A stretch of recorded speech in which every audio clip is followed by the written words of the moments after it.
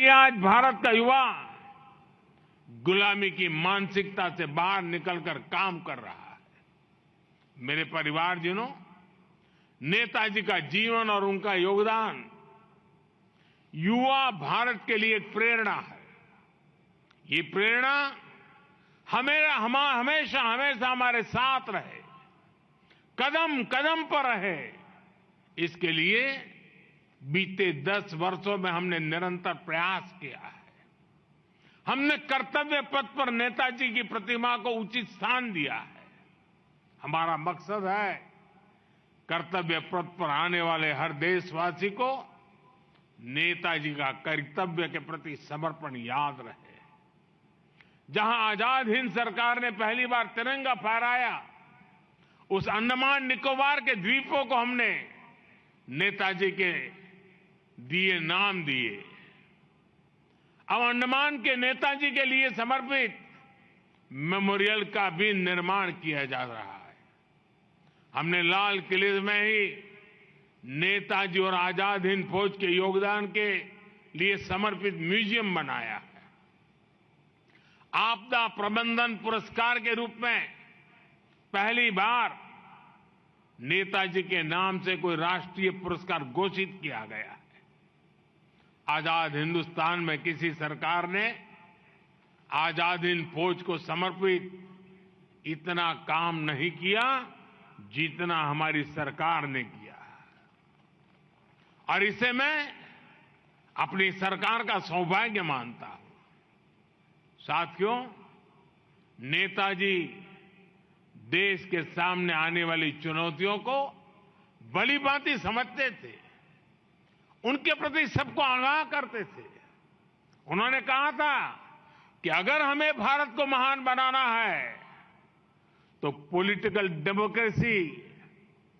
Democratic society की नींव पर सशक्त होनी चाहिए। लेकिन दुर्भाग्य से आजादी के बाद उनके इस विचार पर ही कड़ा प्रहार किया गया। आजादी के बाद परिवारवाद, भाई भतीजावाद जैसी अनेक बुराइयां भारत के लोकतंत्र पर हावी होती रही। ये भी एक बड़ा कारण यहां रहा है कि भारत उस गति से विकास नहीं कर पाया जिस गति से उसे करना चाहिए था। समाज का एक बहुत बड़ा वर्ग अवसरों से वंचित था। वो आर्थिक और सामाजिक उत्थान के संसाधनों से दूर था। राजनीतिक और आर्थिक फैसलों पर, नीति निर्माण पर गिने चुने परिवारों का ही कब्जा रहा। इस स्थिति का सबसे अधिक नुकसान अगर किसी को हुआ तो वो देश की युवा शक्ति और देश की नारी शक्ति को हुआ।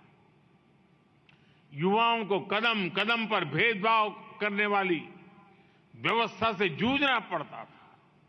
महिलाओं को अपनी छोटी छोटी जरूरतों के लिए भी लंबा इंतजार करना पड़ता था।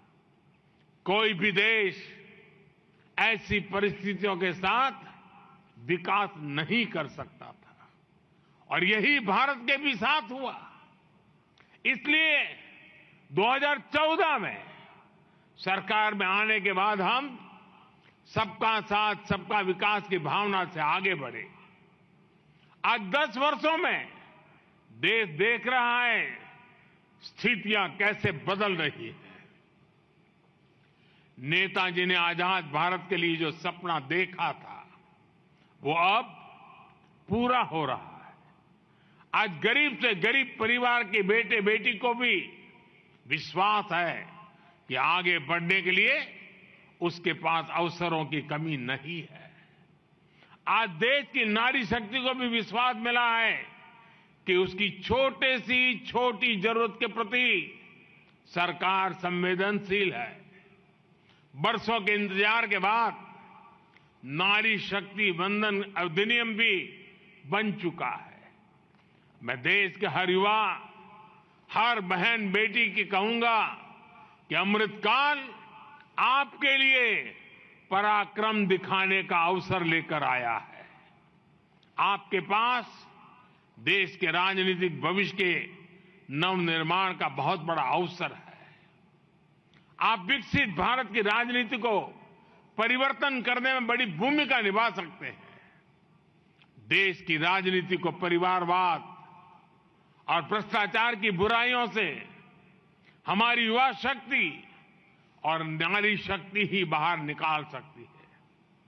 हमें राजनीति से भी इन बुराइयों को समाप्त करने का पराक्रम दिखाना ही होगा, इन्हें परास्त करना ही होगा। मेरे परिवारजनों, कल मैंने अयोध्या में कहा था कि राम काज से राष्ट्र काज में जुटने का समय है। ये राम भक्ति से राष्ट्र भक्ति के भाव को सशक्त करने का समय है। आज भारत के हर कदम, हर एक्शन पर दुनिया की नजर है। हम आज क्या करते हैं, हम क्या हासिल करते हैं, ये दुनिया उत्सुकता से जानना चाहती है। हमारा लक्ष्य साल 2047 तक भारत को विकसित राष्ट्र बनाना है। हमारा लक्ष्य भारत को आर्थिक रूप से समृद्ध, सांस्कृतिक रूप से सशक्त और सामरिक रूप से समर्थ बनाना है। इसके लिए ये जरूरी है कि आने वाले 5 वर्षों के भीतर हम दुनिया की तीसरी बड़ी आर्थिक ताकत बने। और ये लक्ष्य हमारी पहुंच से दूर नहीं है। बीते 10 वर्षों में हम 10वें नंबर से 5वें नंबर की आर्थिक ताकत बन चुके हैं। बीते 10 वर्षों में पूरे देश के प्रयासों और प्रोत्साहन से करीब 25 करोड़ भारतीय गरीबी से बाहर निकले हैं। जिन लक्ष्यों की प्राप्ति की पहले कल्पना भी नहीं होती थी, भारत आज वो लक्ष्य हासिल कर रहा है। मेरे परिवारजनों, बीते 10 वर्षों में भारत ने अपने सामरिक सामर्थ्य को सशक्त करने के लिए भी एक नया रास्ता चुना है।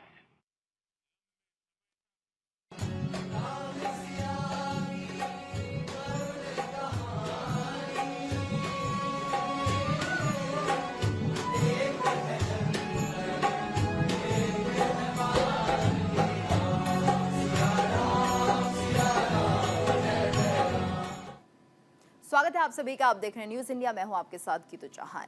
प्रभु श्री राम की धरती अयोध्या से न्यूज इंडिया की महा कवरेज जारी है और अब तक हमने आपको राम मंदिर बनने से लेकर रामलला के विराजमान होने तक हर उस क्षण का साक्षी बनाया जिसके बारे में जानने के लिए आप आतुर थे, उत्साहित थे। 22 जनवरी को हुई प्राण प्रतिष्ठा समारोह के पल पल की खबर हमने आप तक पहुंचाई और इसी कड़ी को जारी रखते हुए आज हम आपको राम मंदिर की खासियत के बारे में भी बताएंगे कि जिस राम मंदिर में 500 सालों के इंतजार के बाद रामलला विराजमान हुए हैं, उस मंदिर की खासियत क्या है।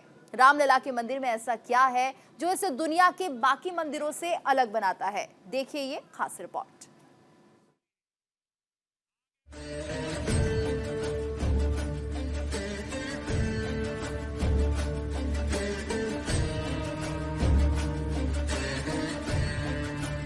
महाराज दशरथ ने श्री राम के जन्म पर कहा था कि जाकर नाम सुनत शुभ होई, मोरे गृह आए प्रभु सोई। यानी जिनका नाम सुनने से ही कल्याण होता है, वही प्रभु मेरे घर आए हैं। जी हाँ, कुछ ऐसा ही नजारा अयोध्या नगरी में एक बार फिर देखने को मिला।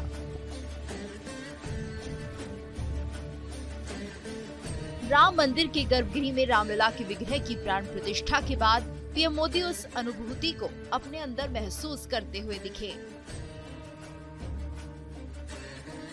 पीएम मोदी प्राण प्रतिष्ठा अनुष्ठान के दौरान कभी भावुक हुए तो कभी टकटकी लगाए रामलला को निहारते रहे। इतिहास के पन्नों में दर्ज 22 जनवरी 2024 का अभिजीत मुहूर्त अपने साथ अनेक खुशियां लेकर आया।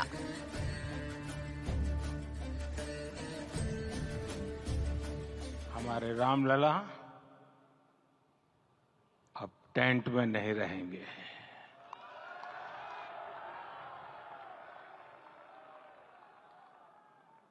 हमारे रामलला अब इस दिव्य मंदिर में रहेंगे। मेरा पक्का विश्वास है, अपार श्रद्धा है कि जो घटित हुआ है इसकी अनुभूति देश के, विश्व के कोने कोने में राम भक्तों को हो रही होगी। ये क्षण अलौकिक है, ये पल पवित्रतम है। ये माहौल, ये वातावरण, ये ऊर्जा, ये घड़ी प्रभु श्री राम का हम सब पर आशीर्वाद है। बलिदान, सियासत और देश के सर्वोच्च अदालत की यात्रा करने के बाद रामलला अपने भवन में विराजमान हुए।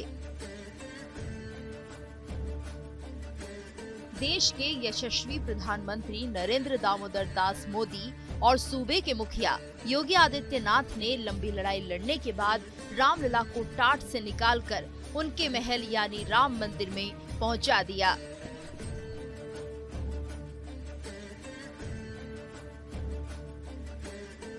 बाईस जनवरी 2024 को पीएम मोदी ने मंदिर के गर्भगृह में रामलला की प्राण प्रतिष्ठा कर उस अनिश्चितकालीन इंतजार पर पूर्ण विराम लगा दिया, जिसका इंतजार राम भक्त पिछले 500 सालों से कर रहे थे।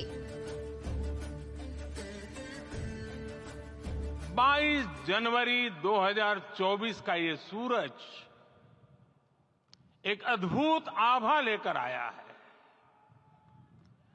22 जनवरी 2024 ये कैलेंडर पर लिखी एक तारीख नहीं, ये एक नए काल चक्र का उद्गम है।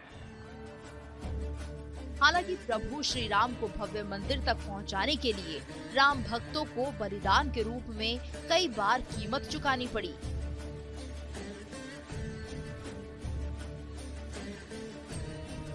इसके बावजूद उन्होंने हार नहीं मानी, ना ही अपने इरादों को कभी डगमगाने दिया। राम नाम की धुन में रमे भक्तों ने रामलला की वापसी को ही अपने जीवन का आधार बनाया और पीढ़ी दर पीढ़ी रामलला की वापसी के लिए लड़ते रहे।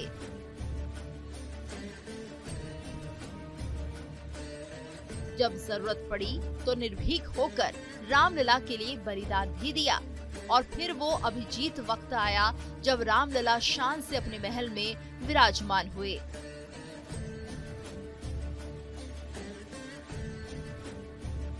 न्याय के मंदिर में रामलला की लड़ाई जीतने के बाद जद्दोजहद शुरू हुई कि प्रभु श्री राम का महल यानी मंदिर कैसा होगा, कौन बनाएगा और कब से राम मंदिर बनाने पर काम शुरू होगा। इसके लिए देश के अनुभवी इंजीनियरों, साधु संतों समेत कई बुद्धिजीवियों के साथ गठित कमेटी की गहन चर्चा हुई।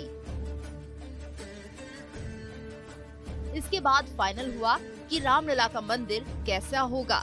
हर पहलू पर चर्चा होने के बाद राम मंदिर का मॉडल तैयार किया गया।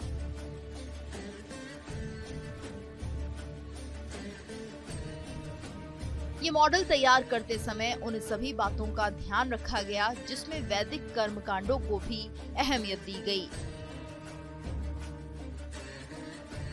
5 अगस्त 2020 ये वही तारीख है जब आराध्य भगवान राम के मंदिर की नींव रखी गई। पीएम मोदी ने अयोध्या में राम मंदिर की आधारशिला रखी। इस आधारशिला के साथ ही राम मंदिर का निर्माण कार्य शुरू हो गया। राम मंदिर के भूमि पूजन के बाद से प्रतिदिन पूरे देश में उमंग और उत्साह बढ़ता ही जा रहा था। निर्माण कार्य देख देशवासियों में हर दिन एक नया विश्वास पैदा हो रहा था। आज हमें सदियों के उस धैर्य की धरोहर मिली है।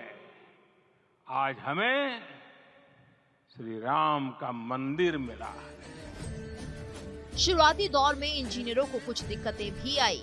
दरअसल जिस जगह पर भव्य मंदिर का निर्माण किया जाना था, वो जगह रेतीली होने की वजह से टेस्ट में फेल हो गई। इसके बाद इंजीनियरों ने 6 एकड़ परिसर की करीब 15 मीटर गहराई तक की पूरी मिट्टी हटाकर स्टोन डस्ट और फ्लाई ऐश से भर दिया। इसके बाद 1-1 फीट की 56 आरसीसी संरचना बनाकर कृत्रिम चट्टान बनाई गई। उसके ऊपर ग्रेनाइट की प्लिंथ तैयार की गई।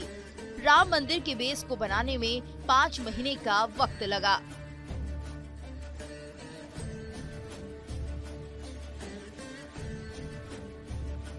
मंदिर की नींव का निर्माण रोलर कॉम्पैक्ट कंक्रीट यानी आरसीसी से बेस तैयार किया गया। कंक्रीट से जमीन में 15 मीटर मोटी परत बनाई गई। 15 मीटर मोटी कंक्रीट की परत को कृत्रिम चट्टान का रूप दिया। नींव बनाने में किसी भी तरह के मेटल का इस्तेमाल नहीं किया गया। कंक्रीट से बना आधार पर ग्रेनाइट से 21 फुट मोटी लेयर बनाई। विशालकाय चट्टानों को इंटरलॉकिंग की मदद से जोड़ा गया। राम नाम की धुन में लीन इंजीनियरों ने मेटल फ्री आधार बनाने के बाद राम मंदिर के ऊपरी हिस्से का निर्माण कार्य शुरू किया। भगवान राम के इस भव्य मंदिर को गुलाबी रंग देने में अहम योगदान भरतपुर का रहा।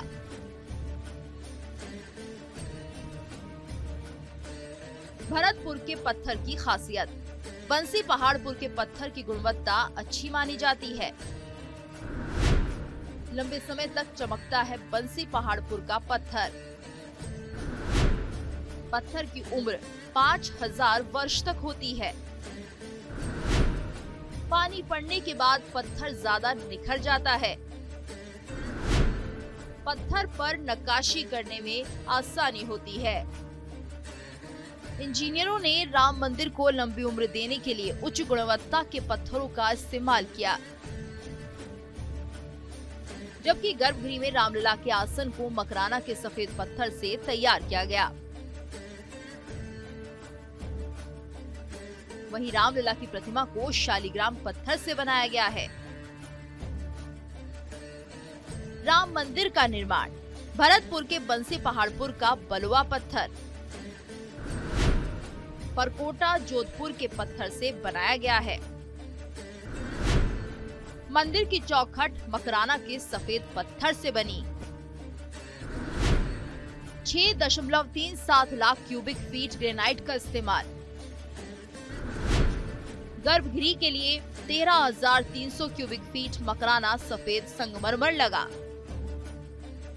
अयोध्या का राम मंदिर 5 गुंबद वाला दुनिया का अकेला राम मंदिर है, जिसके निर्माण के लिए गर्भगृह, रंग मंडप, नृत्य मंडप के साथ 2 और मंडप बनाए गए हैं।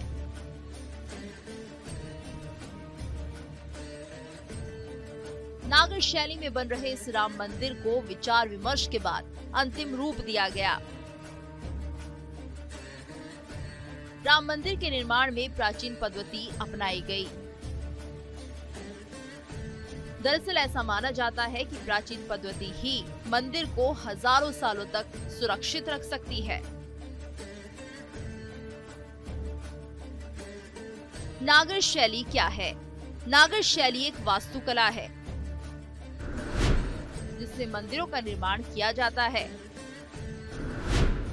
एक बड़े चबूतरे पर मंदिर का निर्माण होता है। मंदिर के गर्भगृह के ऊपर शिखर होता है। शिखर के ऊपर आमलक बनाया जाता है। आमलक के ऊपर कलश देखने को मिलता है। मंदिर के शिखर पर एक ध्वज लगाया जाता है। गर्भगृह के सामने 3 मंडप बनाए जाते हैं। मंडप के सामने सीढ़ियां होती हैं। सीढ़ियां मंडप को मंदिर के चबूतरे से जोड़ती हैं। मंडप के सामने बनी सीढ़ियों को जगती कहा जाता है।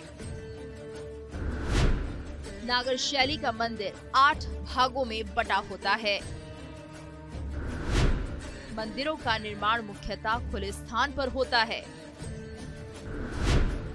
नागर शैली की शुरुआत 5वीं शताब्दी में हुई थी। पल्लव काल में नागर शैली का विकास हुआ। चोल काल में नागर शैली अधिक विकसित हुई। अयोध्या नगरी में रामलला के लिए भव्य मंदिर का निर्माण किया गया है, जिसके गर्भगृह में रामलला को विराजमान किया गया। अगर इस मंदिर की वास्तुकला की बात करें तो इस मंदिर को नागर शैली को ध्यान में रखकर बनाया गया है।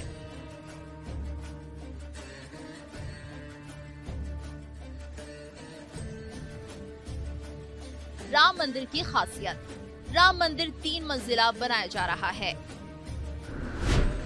32 सीढ़ियां चढ़कर श्रद्धालु मुख्य मंदिर तक पहुंचेंगे।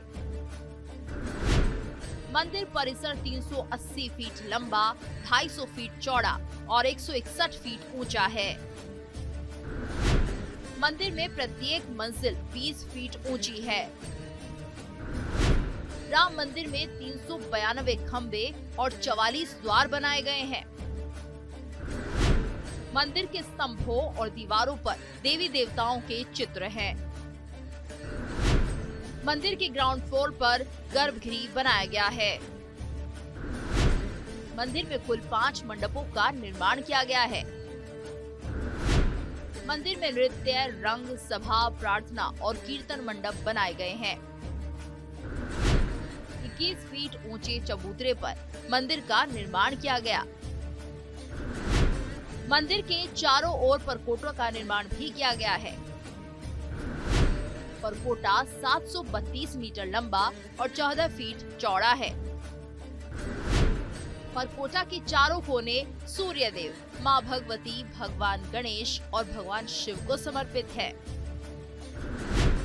परकोटा की उत्तर दिशा में माँ अन्नपूर्णा का मंदिर बनाया गया है।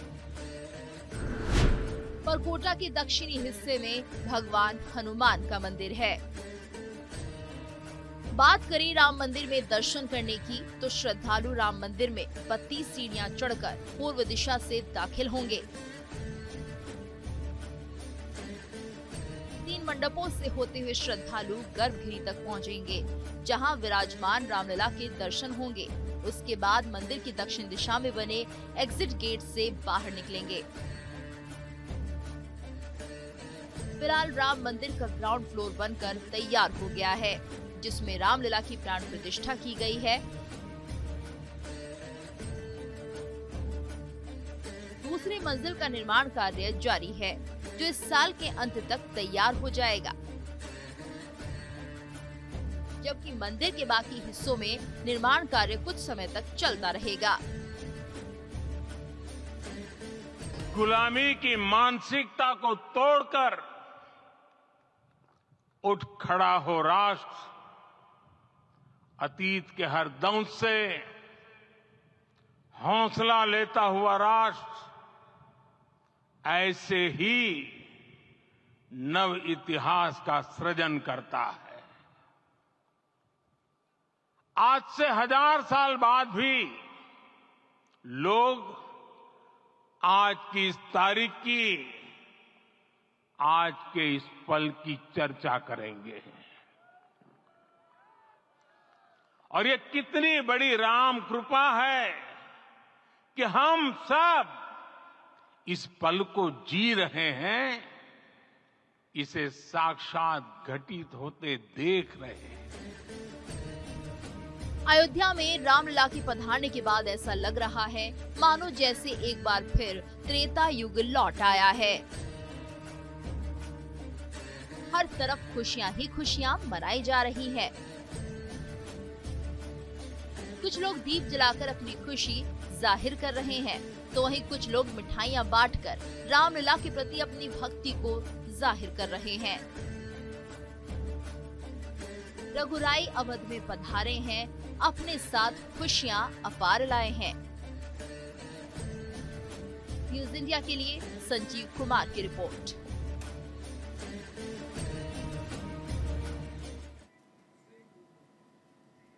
और यहाँ पर रुकेंगे एक ब्रेक के लिए। ब्रेक के बाद खबरें जारी हैं।